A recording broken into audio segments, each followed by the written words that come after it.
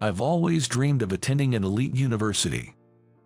As a kid, I was impressed by people from prestigious colleges who could quickly answer tough questions on quiz shows.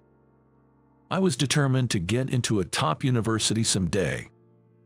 But no matter how much I wanted it, you need to be smart to get in. Even with extra effort, my grades didn't improve much. Still, I couldn't give up, and, with even more hard work, I finally got an acceptance at an university. I was filled with joy the moment I got accepted to a university. I felt like all my hard work had paid off. Because I dedicated my youth only to studying, I never dated or played much. Even at this age, I've never had a girlfriend. I decided to enjoy my university life to the fullest. After enrolling, I joined a tennis club. The club had members from various colleges, all of them prominent figures. I was nervous about fitting in, but then one girl started talking to me. "John, let's train together." It was Emily from another college. Her college was known for its affluent students, and she seemed to come from a wealthy family.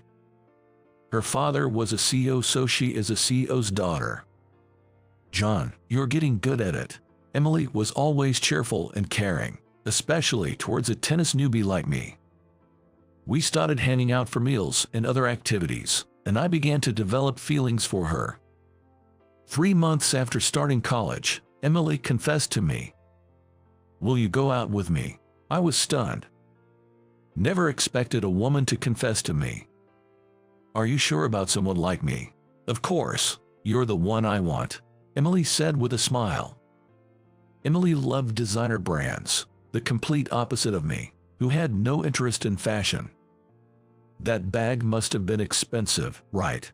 "Oh, it's nothing for my dad," she'd say, showing off the bag her father bought her. Some were jealous, but she didn't seem to care. In our junior year, her father's company went bankrupt, and Emily had to leave college. Yet, she still couldn't give up her love for designer items and kept buying the latest bags despite being short on cash. After graduating, I landed a job at a major company. My elite university background seemed to impress my employers. Emily was thrilled when I told her, "We should get married once we're settled." Hearing that, I seriously considered marrying her. Since then, I've been fully dedicated to my work, but I ended up in a tough department and had to endure daily sarcasm from George. "You can't even handle such simple tasks." I was constantly yelled at for unreasonable things, and every day I returned home feeling miserable and often cried. I tried calling Emily to talk about it, but she rarely answered my calls and didn't reply to my messages. When she finally did answer, our conversations were short because she was always busy. This went on for days, and I started to question our relationship. I did my best at work, but after 6 months of stress, it started affecting my health, making it hard to get up in the morning and causing me to be late. I felt terrible even at home and couldn't eat. During a long weekend, I decided to visit my family. When I shared what was happening at work, they were worried. My brother, Tyler, was especially shocked to see how thin I had become. "You should quit that job right now." "I can't. Quitting after just half a year would look bad on my resume." "Then why don't we start a business together?" "I've always wanted to open a bar. I believe we can make it if we work together. I've graduated from culinary school and have a chef's license, so I'm confident in my cooking skills." "Thanks, I'll think about it." The long weekend passed as I pondered my options. Then, the day came to return to work. My body felt heavy after the break, and I fell again. After repeatedly missing work without notice, I was eventually fired. Crying over my perceived failure, Tyler encouraged me. Convinced by his strong persuasion, I decided to join him in the bar business. When I met Emily later and told her I had quit my job, she lashed out at me like a completely different person. I planned to marry a man with a stable job at a big company and live a life buying designer brands. "I can't believe you quit. A bar won't make much money." I chose you despite your looks, and this is how you repay me. We're breaking up right now. You're worthless to me." After saying this, Emily glared at me and walked away. I was speechless and shocked. As Emily's true colors were revealed, I felt completely broken. All I had left was to make the bar a success.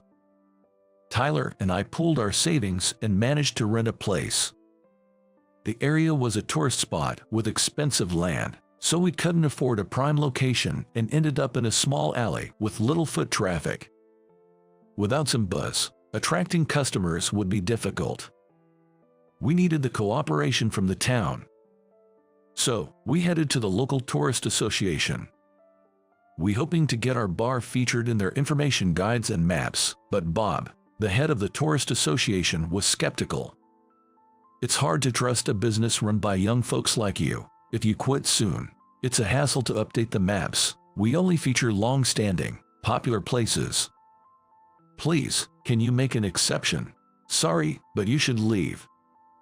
No matter how much we pleaded, the outcome didn't change. "We won't be able to get tourists to know about us this way. We decided to use social media to promote our bar. And we also got a parrot as a bar mascot. We hoping it would attract customers by learning to speak." The parrot was smart, quickly learning conversations, especially imitating women's voices. 3 months after opening, customers started to increase, drawn by our delicious seafood and word of mouth. Most of our customers were young, attracted by the fact that the owners were young too. Regulars began to appear, including a woman named Lisa who lived nearby. She came to the bar every day, always sitting at the counter and enjoying her drink before leaving. It became her routine. As we grew closer, one day she asked, "Could I work here? Your food makes me so happy, and I love it here." We were just thinking of hiring a part-timer, so I agreed on the spot. Lisa worked passionately and became like an idol in our bar. Some customers even came specifically to see her. Then, my brother Tyler had a suggestion. "The Tourism Association is pretty starstruck. Maybe if we win some contest, they'll change their minds." We found out there was a national snack contest held once a year. Here's a great opportunity. Let's join this and create the best snack ever and win. Lisa, Tyler, and I worked late every day to perfect our stylish grilled prawns. It was slightly rich in flavor, perfect for a snack. It topped with a garlic sauce on prawns and carefully grilled. The contest was held in a big city, so we took a train to the venue. It was our first contest, and all the participants were strong competitors. Nervously, the 3 of us worked together and had the judges taste our dish. After all the participants' tastings were done, the results were announced. The grand prize goes to grilled prawns with garlic sauce. We did it. We unexpectedly won the grand prize. Our team took the first place. Upon hearing the results, the 3 of us hugged each other. We returned to town the same day and immediately reported to the Tourism Association. We won the grand prize with our original dish. Now we can be featured in the tourist guide, right? Well, I can't ignore this. We'll include you." He stamped the approval. After that, our customer base grew rapidly. "This parrot is so cute. Amazing. It can talk." The parrot became popular, and everyone started interacting with it, helping to attract more customers. Our bar got even busier, and we were overjoyed. Then one day, a familiar woman entered the bar. She looked around with a displeased face and muttered complaints. What a cheap-looking place. It was Emily, my ex-girlfriend. I remembered telling her about my hometown, and she had said she always wanted to visit. There was a man with her. Maybe her new boyfriend. He seemed quiet and reserved. They sat at the counter, and the man ordered food. Being right in front of the kitchen, I could overhear their conversation. When Emily and I made eye contact, she looked surprised, obviously recognizing me. but she quickly looked away and didn't speak to me. "Hey, take me to the med school party, okay? I want you to introduce me as your first girlfriend," she said, leaning towards the man. He quietly replied, "Yeah, of course. I'm going to be a doctor's wife next year, so it's only natural for you to introduce me, right?" Her next target seemed to be a medical student. Though it might be rude to him, I couldn't help but think she was probably after his money, remembering our past. "Here's your order.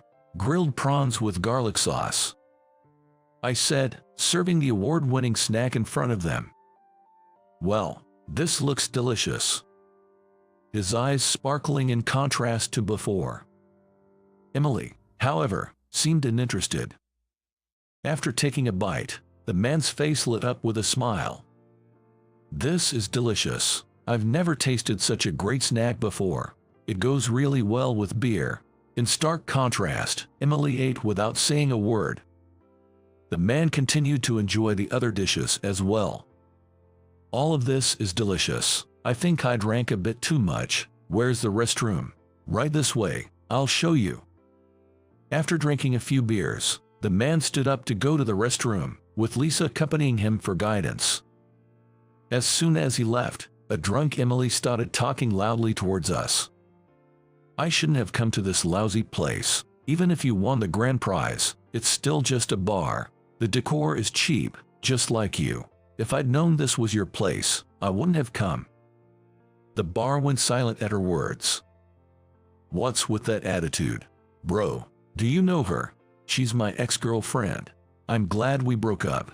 My current boyfriend is a med student, and he's going to be a doctor. We're engaged, so I'll be a doctor's wife. That's way more valuable than marrying you. Unlike you, he has something to offer." She seemed quite drunk as she scornfully spoke and pushed the half-eaten food towards us. "I can't eat this anymore. I'm leaving right now. This is just awful." Emily then took a $100 bill from the man's wallet and slammed it down in front of Tyler and me, leaving us astonished. Her actions made my blood boil. What did she think she was doing with someone else's money? Just as I was about to respond, the man returned from the restroom. Everyone's eyes turned to him in unison. Seeing this, he looked shocked. What happened?" Confused, he was being pulled towards the exit by Emily. "Let's go. The staff was rude to us." "Hold on a moment," he said, hesitating at the open door. That's when it happened. "Getting married means money. Doctors have value." The parrot repeated Emily's earlier words. Hearing this, the man frowned. What is this?" The parrot continued repeating the same words. After that, the parrot said in a loud voice. Emily said it. The parrot's combination of words was a perfect match for the earlier conversation. Hearing this, Emily started to panic. "What is this bird saying? Let's just go, quickly." She was sweating profusely as the parrot kept repeating. "Money comes, doctors have value." Emily said it. Emily's face turned pale. The man, shaking with anger. "What do you mean by doctors have value? Were you planning to marry me just for money?" "It's just a parrot talking." Emily hastily tried to cover up, but a drunk customer spoke up. "The parrot is right. She said those things." Hearing this, Emily's face turned even paler. "I'm calling off the engagement. You were only with me because I'm a med student and have money. I'm disappointed in you. Goodbye." "No, wait, don't leave me." Emily tried to grab the man, but he shrugged her off and left. She stood frozen in the bar. Her face was downcast, filled with despair. Then Lisa spoke to her. "I heard your conversation earlier when I came back from the restroom. You really don't have a good eye for people. I like him. I think he's a wonderful man." "What?" I visibly surprised by those words. Lisa had never shown any signs of this, nor had it ever been a topic of discussion. I never imagined she had feelings for me. PFFT, whatever. Emily glared at us and fled the bar like she was escaping. The bar fell into a silence like the calm after a storm. I thanked Lisa. Thanks for earlier. I'm sorry for making you say things you didn't mean. I didn't mean to put you on the spot. What are you talking about? I really meant it. I've liked you for a long time, John. Will you go out with me? Her confession stirred excitement in the previously quiet bar. Come on, you have to answer. What's it going to be? The customers were cheering and urging me on. Pressured by the atmosphere, I spoke my true feelings. I like you too. Yay, congratulations. Tyler started clapping, and everyone else joined in with their congratulations. Blushing, Lisa and I smiled at each other. Later on, I heard through the grapevine that Emily was cut off by her father and couldn't buy any designer items anymore. Since she hadn't been working, she ran out of money and had to sell all her bags and clothes. She couldn't find anyone to marry and was frequenting marriage agencies. As for Lisa and me, our relationship progressed well, and we married 2 years later. We welcomed a daughter this spring and are building a happy family. Tyler, Lisa, and I continue to run the bar, which has become very popular, and it's fully booked on weekends. I'm really glad this bar opened in town. I'm sorry for what I said back then. Thanks to you guys, the town is even more vibrant. Bob said. I'm grateful to Tyler for inviting me to start the bar, and I plan to keep working harder than ever.